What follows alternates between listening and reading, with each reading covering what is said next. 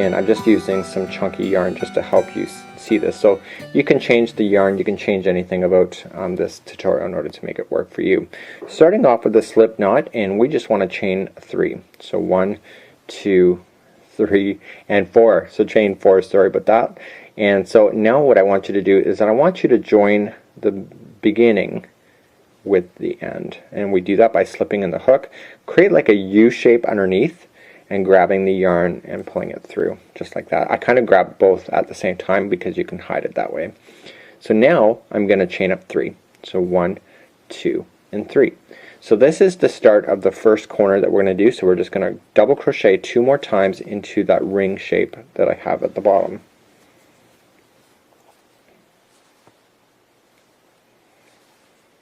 Okay, and this completes the one side of the square. So now to always turn corners in this particular magical square, you're going to chain 2. This is typical for a granny square anyway. We're going to come back to the center of the ring, and we're going to double crochet 3 more times. And we're completing another side to the granny square. Okay, so we're now going to complete another corner, so chain 2 and come back into the ring for another 3 double crochets. Just like so. So there you got 3 sides done. Chain 2 and come back into the center of the ring and finalize this off with 3 double crochets again. But we're not quite yet done, because that means that we still have a piece of the corner that's not yet done. So we have 4 sides done, but we need to finalize it here. So we're going to chain 2, and we just want to slip it, or it's called a slip stitch. We just want to come into the top of the beginning chain that we started, slip in, grab the yarn, pull through and through, and that'll complete one round of your granny square. To move along, we're just going to chain up 3. So 1, 2, and 3. And technically the first stitch is right underneath here. The problem is that it's very difficult to access the way that I'm showing you. So this is what I'm doing in the magical squares that's different from a typical pattern. I'm going to have you double crochet 2 more times into the gap right underneath. And by doing that, it's preventing you from doing that very first stitch that's right underneath. So basically 2 here, the chaining of 3, and the second one is actually technically the corner, but because you can't access this post, the third one is kind of like making place of it. So it's taking its place. We're immediately going to jump to the second one over, and we're going to double crochet into the stitch and then get the final stitch. So in every corner of this one, it's a solid square, so we're just going to double crochet 2 times. In typical granny squares, it's 3 times, but in this one, it's only 2. Chain 2, we're going to turn the corner, come back into the same gap for 2 more double crochets. So unlike what was happening over here where you couldn't access the first post underneath, you can access it from this point going forward. It's right there. So just right underneath. So you should only have 3 double crochets in a row, so 3 stitches in a row to fill in, and then you're back on the next corner. Okay, and the corners always get 2 double crochets, 2 chain, 2 double crochet. So no matter what you do on this pattern, that's always the same, so don't deviate from that. So we're now on the next side, and again you can access the post that's right underneath, the stitch right underneath, so we don't have to worry about anything. So you'll have 3 double crochets in a row on the stitches, and then you're back in the next corner. Okay, and the corners 2, 2, and 2. That's how I remember it. 2 double crochets, 2 chain, 2 double crochet. Okay, we're now back on the final side. You can see that it's growing pretty quick, coming right underneath for your first one. Underneath meaning in the stitch.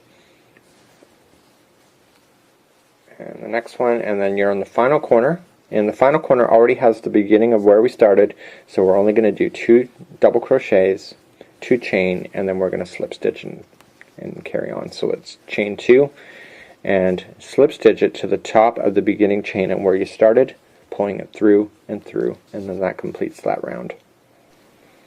To carry along, we're just going to chain up 3, 1, 2, and 3, and again the same issue exists that we started before. So we're just going to just double crochet 2 more times in, and again we cannot access that stitch. It's just really difficult, so I don't even bother to try. So we're just going to come into the second one over. Okay, so there's the first one that you cannot access. You're going to come to the second, and it's 1 double crochet into each, all the way along.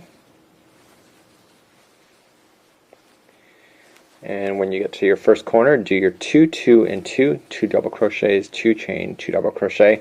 And why don't we just meet you back up at the end of this rotation? Just continue to do what you can see here, and we just got one more rotation to go before we actually finish off this particular square for today. We're coming up to the final of this particular rotation, and again we just want to finish off with 2 double crochets in a row, chain 2, and a slip stitch. So let's chain 2 and slip stitch it to the top of the beginning chain that we started with, pulling it through and through. So on the magical squares, okay, this is a different size of yarn. This is a chunky yarn, so you can see the difference, that I'm really not that far off from what the actual physical yarn is, but just to give you an idea for size wise. So your yarn thickness actually will change the size of your square. So let's begin again. So this is the final rotation of these before we actually cast off or fasten off, and we want to double crochet 2 more times into the beginning gap again, right underneath. The same reason as before, it's too hard to access that first one. We want to come over to the second one over. Okay, and this is the only corner that you'll do that on, because the rest of the corners you'll be able to see that. And we just want to double crochet ourselves all the way around, and on the corners you're going to do your 2, 2, and 2, 2 chain, or 2 double crochet, 2 chain, 2 double crochet.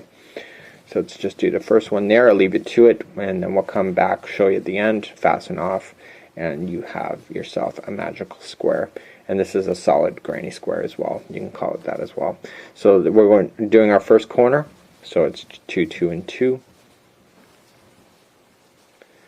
Okay, 2 chains that are next, and 2 double crochets. And again, like before, you can access the posts that are right underneath, so you don't have to worry about putting in an extra. So we're coming right underneath and double crochet. So continue that all the way around. We'll meet back up and we'll fasten off together. So we're coming up to the very end, and there's only 4 revolutions here, 1, 2, 3, and 4. Okay, and we're just going to put 2 double crochets into the final gap space in the corner, chain 2, and then just slip stitch it to the top of the beginning chain, pull through and through. So now I want you to stop, grab your snippy snips, cut it, and just pull up and out like that, yank on it, and then pull it down through the gap and through the hook, just like that, and just wrap it around the top there. So this is how you do the same square of the magical squares that I'm doing my coat with, but this is just easier to see. And you can see I used a chunky yarn, so let's now cross compare. Look at the size difference now in between the two. It's actually really quite significant when you look at it from either side. So until next time, I'm Mikey from the Crochet Crowd.